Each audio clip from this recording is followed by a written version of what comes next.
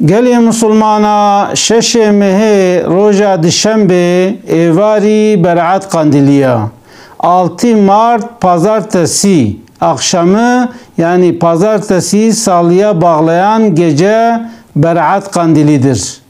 Ego bu xwaze godve roje de şxora roji bigre gereka roja dişembe evari niyeta xor rojiye bene ve çawa niyeta xoyene ve be niyeta az roji bigrim sıba rojiya maha hayva şabane şxodera xodej mi kabul bike منيتا از روجي بگرم صبا روجيا مها هيفا شعباني شخوديرا خودج من قبول بكي نيتا بتركيجي نيتتم الله رضası için yarınki Şaban ayının orucunu tutmaya Rabbim benden kabul eylesin. Niyet ettim Allah rızası için yarınki Şaban ayının orucunu tutmaya Rabbim benden kabul eylesin. Ve vişkli niyeta koyene.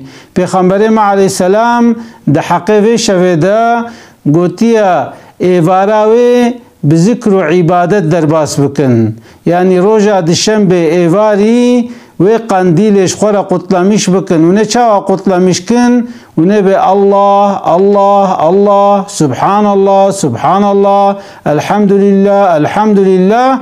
Yani ve şeve bizikr ve ibadet. Şxora te rabil mecake, te şxora Kur'an-ı khune, te tövbe ke, te dua ke, vi şekli te ve şeve derbas ke. Peygamberimiz sallallahu aleyhi ve sellem دبی شوی خدا عز و جل گازی انسانات که دبی ما ایگو توبه بکنینا از توبه وی قبول کم و به ما ایگو رزق جمت خوازن نینن از رزقی وازیده کم و به ما ای نخوش نینن از نخوشیا و شفا کم ایگو احتیاجی وی نینن از احتیاجی وی حال کم یعنی تدوی شوی ده چش خدا بخوازی خدا عز و جل و برکتا و شوی دیتا اسلاوی خوش وردشینم السلام علیکم و رحمت الله و برکاته.